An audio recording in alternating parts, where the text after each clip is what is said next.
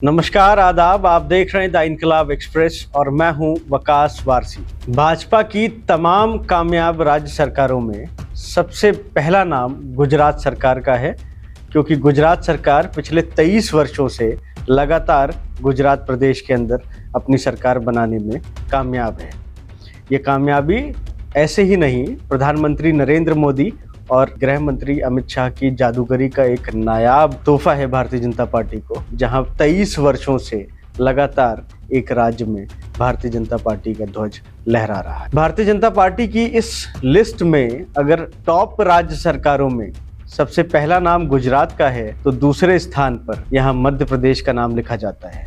मध्य प्रदेश का नाम इसलिए क्योंकि मध्य प्रदेश के मामा, वहाँ के मुख्यमंत्री शिवराज सिंह चौहान ने 3 बार अपना कार्यकाल लगातार पूरा किया। 15 साल की सरकार के बाद जब चौथी बार वो पिछला चुनाव हारे, तो कांग्रेस की चलती चलाती हुई कमलनाथ की सरकार को उन्होंने मात्र 1.5 साल में ही ध्वस्त कर दिया और अपनी चौथी पारी भी 1.5 साल बाद उस सरकार में बतौर मुख्यमंत्री पूरी करने चले आए। जी हाँ, इस तरीके से शिवराज सिंह चौहान ने अपने 18 वर्ष का मुख्यमंत्री पद का कार्यकाल मध्य प्रदेश में पूरा कर लिया है। वो शिवराज सिंह चौहान जिनको लोग उनके करीब से जानते हैं, वो ये बखूबी जानते हैं कि शिवराज सिंह चौहान बहुत ही सौम्य स्वभाव के व्यक्ति हैं, सौम्य स्वभाव के राजनेता हैं और बड़ी बड़ी मुश्किलों को, चाहे वो पार्टी के अंदर की हो या पार्टी के बाहर की विपक्ष की तरफ से, उसको हंसते मुस्कुराते जवाब देते हजम कर जाते हैं। शिवराज सिंह चौहान का राजनीतिक हाजमा इतना मजबूत है कि व्यापम घोटाले जैसे इतने बड़े शिक्षक भर्ती घोटाले को शिवराज सिंह चौहान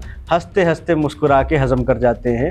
राज्य के चुनाव पर जरा भी असर नहीं होने देते हैं। शिवराज सिंह चौहान सौम्य स्वभाव के राजनेता हैं जो बड़ी बड़ी चुनौतियों को हंसते मुस्कुराते पी जाते हैं और मैनेज कर जाते हैं। बीते एक सप्ताह में शिवराज सिंह चौहान सरकार ने जिस तरह के घटनाक्रमों को अंजाम दिया है, वो इस बात का सबूत है कि शिवराज सिंह चौहान अब बौखलाहट की राजनीति पर उतर आए हैं, घबराए से हैं और शायद इसी घबराहट में वो कुछ गलती कर गए हैं। वो क्या गलती है, आज हम उसी पे आपसे बात करने आए हैं। आइए देखिए ये रिपोर्ट। जरा सोचिए, कांग्रेस की राष्ट्रीय महासचिव प्रियंका गांधी ने मध्य प्रदेश में अब तक मात्र 2 चुनावी जनसभाएं करी हैं और शिवराज सरकार ने उन पर मध्य प्रदेश के अंदर 41 अलग अलग जनपदों में, जी हाँ 41 अलग अलग जिलों में FIRs दर्ज करा दी हैं। कारण नंबर 1, कर्नाटक चुनाव के दौरान प्रियंका गांधी ने वहां की पहले की भाजपा सरकार को 40% कमीशन वाली भ्रष्ट सरकार बताया और राजनीतिक पंडितों का मानना है कि प्रियंका के इस आरोप ने, कर्नाटक चुनाव के दौरान ये प्रियंका गांधी ही थी जिन्होंने वहां की भाजपा सरकार पर 40% वाली कमीशन सरकार का भ्रष्टाचार का आरोप लगाया और उस आरोप के लगने के बाद ही राजनीतिक पंडितों का मानना है कि प्रियंका के एक आरोप ने कर्नाटक का चुनाव कांग्रेस के पक्ष में कर दिया। कारण नंबर 2, प्रियंका गांधी का अंदाज अपनी मां सोनिया और भाई राहुल गांधी से काफी अलग है। उनमें नरमी से जनता से जुड़ने की सलाहियत भी है और गर्मी से विरोधियों पर बरसने का लहजा भी है। कारण नंबर 3, प्रियंका व्यक्तिगत कारणों से भले ही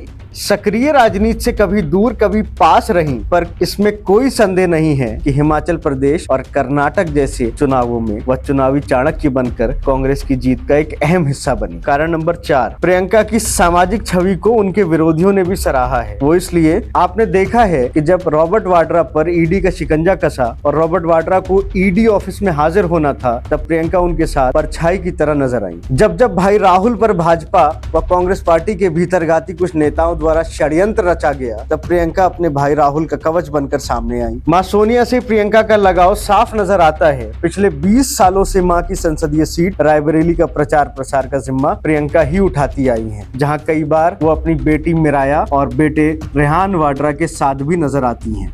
इसलिए शायद प्रियंका एक अच्छी पत्नी, एक अच्छी बेटी, एक अच्छी मां और एक अच्छी बहन के रूप में बार बार देश के सामने नजर आती रही हैं। शायद इन्हीं समीकरणों की वजह से मध्य प्रदेश के चुनावी समीकरण प्रियंका गांधी की वजह से असर में आ गए हैं और शिवराज सिंह चौहान प्रियंका गांधी के प्रभाव से डर रहे हैं। शायद इन्हीं कारणों से मध्य प्रदेश के राजनीतिक मामा की प्रियंका के प्रभाव से दिन ब दिन घबराहट बढ़ती जा रही है और इस घबराहट के दबाव में शिवराज सिंह चौहान ने प्रियंका गांधी पर 41 अलग अलग मुकदमे, जो मध्य प्रदेश के 41 अलग अलग डिस्ट्रिक्ट्स में दर्ज कराए हैं। इन मुकदमों में प्रियंका गांधी के नाम के साथ साथ पूर्व मुख्यमंत्री कमलनाथ सिंह, पूर्व केंद्रीय मंत्री अरुण यादव और कांग्रेस के वरिष्ठतम नेता जयराम रमेश का नाम शामिल है। कांग्रेस नेताओं पर इतनी संख्या में और इतने कम समय, सीमित समय में इतने सारे मुकदमे अलग अलग जनपदों में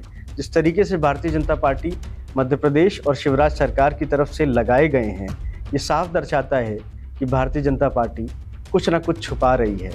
शायद भ्रष्टाचार के ये आरोप शुरू होने से पहले ही ख़त्म करने की एक नई कवायद पैदा करना चाहते हैं, ताकि मध्य प्रदेश के साथ साथ और अन्य राज्यों में कांग्रेस का जो ये तरीका है, जो टैक्टिक कर्नाटक में उन्होंने इस्तेमाल करी, पेसीएम और 40% की सरकार जैसे 40% कमीशन वाली सरकार जैसे आरोप लगाकर सरकार को, भाजपा की मौजूदा सरकारों को घेरा है, उस पर रोक लगाने के लिए, उस पर अंकुश लगाने के लिए शिवराज सरकार ने और मध्य प्रदेश सरकार ने एक नई मिसाल राजनीति के अंदर कायम कर दी है। शिवराज सरकार ये बिल्कुल नहीं चाहती है कि प्रियंका गांधी और कांग्रेस पार्टी इन आरोपों के साथ, भ्रष्टाचार के इन बड़े आरोपों के साथ मध्य प्रदेश की भाजपा सरकार और शिवराज सिंह चौहान को चुनाव के दौरान में, चुनाव के कैंपेन में घेरे। इसलिए शायद ये एक नई मिसाल पैदा हुई है कि 41 मुकदमे दर्ज कराने के बाद माननीय मुख्यमंत्री जी एक ऐलान करते हैं, एक बयान देते हैं, बहुत ही गैर जिम्मेदाराना बयान देते हैं। प्रियंका गांधी कर्नाटक की तर्ज पर यहाँ भी भूमिका बना रही हैं। बताइए क्या सजा। ब्यूरो रिपोर्ट, द इनकलाब एक्सप्रेस।